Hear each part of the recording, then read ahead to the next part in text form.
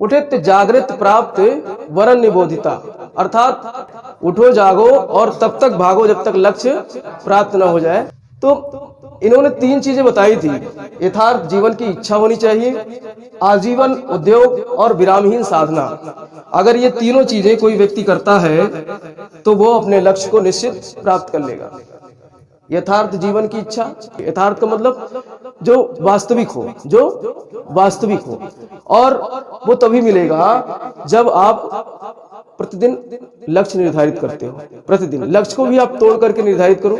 Daily का लक्ष्य अलग होना चाहिए, वीकली का लक्ष्य अलग होना चाहिए, और महीने का लक्ष्य अलग होना चाहिए, और साल का लक्ष्य अलग होना चाहिए। अर्थात जो है कम समय का लक्ष्य, मध्यम समय का लक्ष्य और लंबे समय का लक्ष्य, तभी आप जीवन में सफलता प्राप्त कर सकते हो। जैसे आप पढ़ना है आपको, तो डेली आप निर्धारित कर लो कि इस चैप्टर को हमको पढ़ना है और समझ करके पढ़ना है, लिख करके पढ़ना है, तो ये हमारा डेली का लक्ष्य हो गया।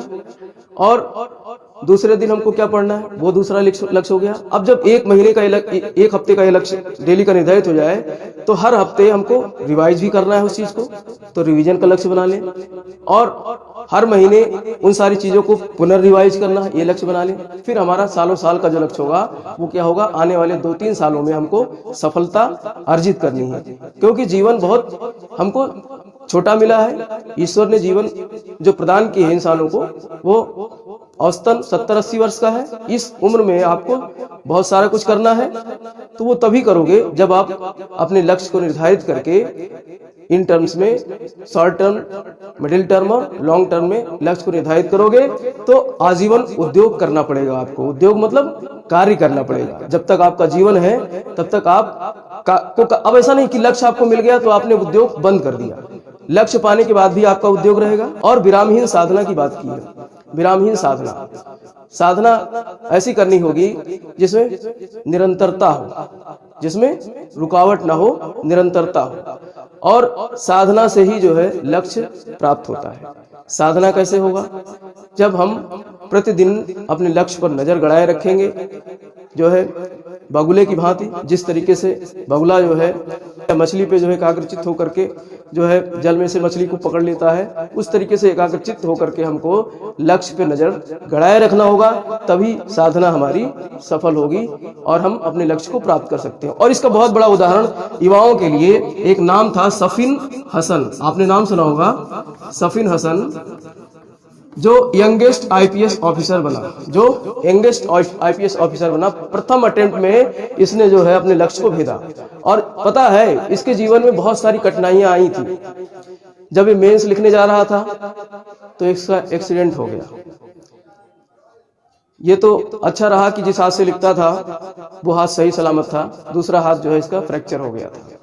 अगर बहाना करता मेंस नहीं लिख पाता।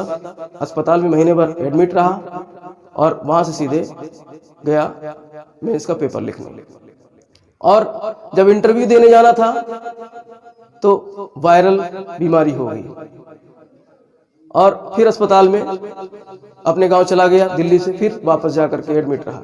4 दिन पहले आता है, इंटरव्यू से पहले 4 दिन दिल्ली पहुंचता है किसी तरीके से, और इंटरव्यू में उसको सर्वाधिक नंबर मिलते हैं। अगर वो सोच लेता कि मेंस का रिजल्ट आने के बाद जो बच्चे सेलेक्ट हुए थे मेंस इंटरव्यू के लिए, अगर उनसे तुलना करता कि वो तो शुरू से 1-1.5 महीने से तैयारी कर रहे हैं और मेरे पास मात्र 3-4 दिन का समय है, तो मैं कैसे कर पाऊंगा, तो वहीं पर उसका मॉरल डाउन हो जाता।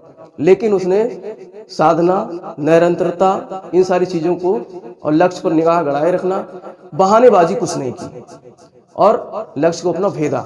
यंगेस्ट आईपीएस अधिकारी, आज उसके जो है जलवे हैं। बहुत गरीब परिवार से था सफिन हसन, ठीक है। तो ऐसे कोई भी कर सकता है, कोई भी लक्ष्य आप साधो।